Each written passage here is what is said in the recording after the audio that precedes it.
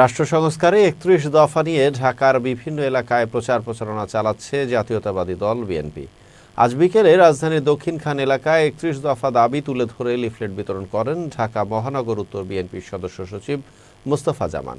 এ সময় তিনি বলেন, তারেক রহমানের ঘোষণা ৩১ দফা বাস্তবায়নের মাধ্যমে গণমানুষের মুক্তির পথ খুঁজে পাওয়া যাবে। সে লক্ষ্যে ৩১ দফার দাবি শহর থেকে গ্রামে ছড়িয়ে দিতে হবে। 13 জুলাই 2023 তারিখে আমার নেতা ভারপ্রাপ্ত চেয়ারম্যান জনাব তারেক রহমান এই বাংলাদেশের রাষ্ট্র কাঠামো মেরামতের যে সংস্কারের ব্যবস্থা উনি সর্বপ্রথম করেছিল। সেখানে শিক্ষা ব্যবস্থা কী হবে, সেখানে মসজিদ মাদ্রাসার কী অবস্থা হবে, মেয়েদের জন্য কী ব্যবস্থা করা হবে, পুরো রাষ্ট্র কাঠামো কীভাবে মেরামত করা যায়, এটা সংস্কারের জন্য 2022 সনের 13 জুলাই আমাদের এই সংস্কারের আমরা রূপরেখা 31 দফা সংস্কারের রূপরেখা আমরা সর্বপ্রথম আমরা প্রমাণ করেছি। এখন তারা সংস্কার করতে যাচ্ছে, সে আমাদেরগুলো ঘুরে ফিরে আসতেছে।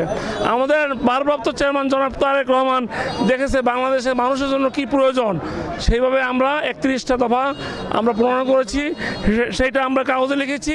আজকে আমরা আসছি জনগণের কাছে এটা প্রচার করার জন্য।